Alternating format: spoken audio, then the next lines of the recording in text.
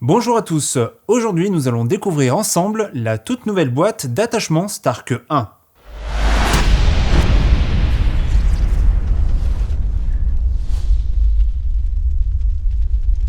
Cette boîte est sortie le 20 novembre 2020. Il s'agit d'une version anglaise et à ce jour, aucune date de sortie française n'a été indiquée. Alors de quoi s'agit-il? Jusqu'à présent nous trouvions les attachements avec des unités, donc par exemple Humber Champion avec les Humber Berserkers. Donc cet attachement on le trouvait soit dans la boîte de l'unité, soit dans la boîte de base Stark. Ce qui pouvait poser parfois problème puisque lorsque nous voulions 2 voire 3 attachements identiques, ou plus, il fallait acquérir autant d'unités que d'attachements que nous voulions. Ce qui était plutôt embêtant puisqu'on se retrouvait avec des unités avec lesquelles on ne jouait pas. Donc c'est là que Kmon a eu l'idée de sortir les boîtes d'attachement et découvrons désormais ensemble ce qu'il y a à l'intérieur de cette boîte d'attachement Stark. Alors, ce qu'on peut remarquer déjà tout de suite, c'est le design. Là encore, le designer dont j'ai perdu le nom nous fait encore un excellent travail. Et franchement, moi, je kiffe grave. Alors...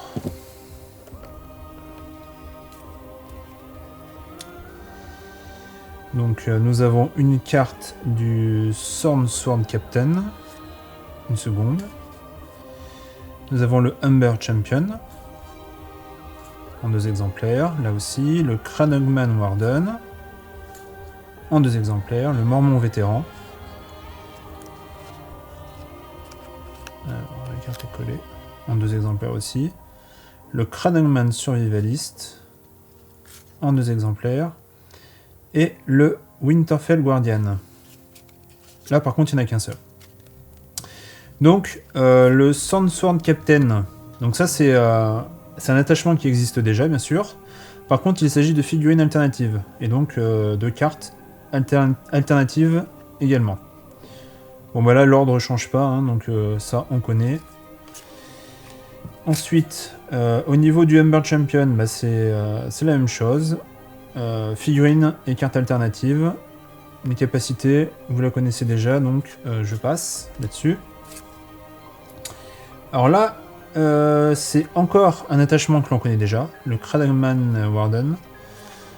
Donc la même chose, hein, on est toujours sur de la figurine alternative et un nouveau visuel au niveau de la carte. Au niveau des nouveautés, voilà. Donc nous avons le Vétéran Mormon avec les capacités Hardened. Donc chaque fois que cette unité est attaquée, après le lancer des dés de défense, pour chacun de ses rangs détruits, il bloque automatiquement une touche supplémentaire. Donc là, on est sur un profil très défensif. Et tout ça pour 1 point.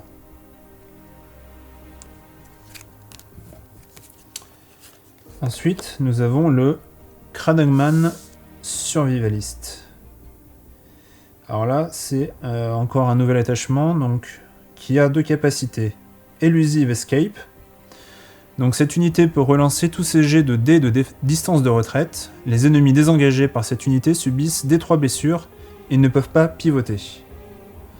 Ensuite Pathfinder, que l'on connaît déjà chez les Stark, avec notamment l'unité de cavalerie, enfin l'attachement cavalerie Brynden Tully. Donc cette unité gagne plus 1 à son déplacement et ignore les terrains ayant les mots-clés dangereux, difficiles et entravants.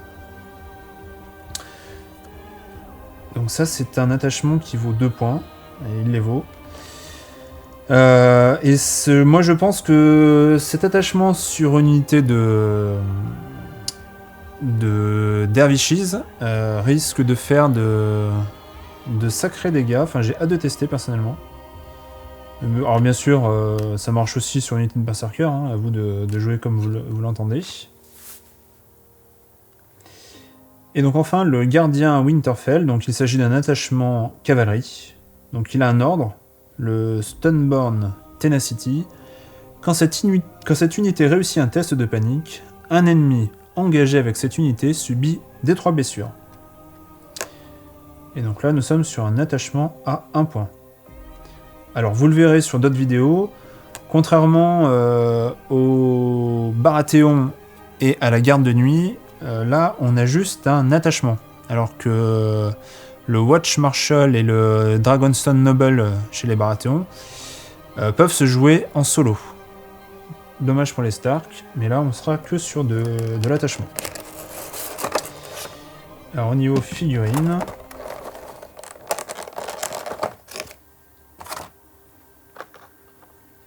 là nous avons le capitaine Épélige.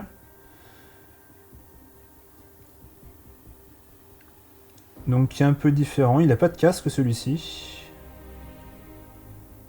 Alors, je sais pas, c'est peut-être qu'une impression, mais j'ai l'impression... Je pense que les figurines sont un peu plus détaillées que ce qu'elles n'étaient à la sortie du jeu.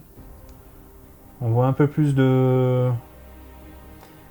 C'est pas que c'est plus détaillé, mais en tout cas, c'est... on va dire que les détails sont accentués, donc ce qui permettra de les faire ressortir au niveau de la peinture, donc ça c'est plutôt une bonne chose. Voici le Humber Champion. Donc je rappelle, hein, on a 2 capitaines Épélige, on a 2 Humber Champion, on a également 2 Cranogman Warden. Celui-là il est bien stylé. Avec sa, je sais pas, son espèce de faux en bois là. Alors le Mormon vétéran avec son petit chignon et son cache-œil.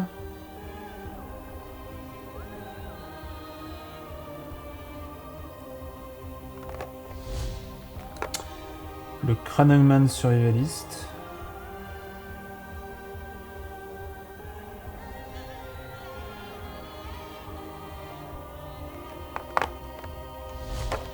Voilà, et enfin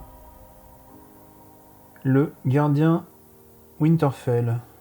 Bon alors là par contre il y a très peu de détails sur celle-là je trouve. Parce que bon on a un casque qui est tout lisse. Il a un plastron, enfin je sais pas si on dit un plastron, mais en tout cas une armure sur le torse qui est toute lisse également. Bon. Par contre au niveau du moulage, en tout cas sur celle-là c'est pas foufou par contre. Bon. À voir quand ça sera peint.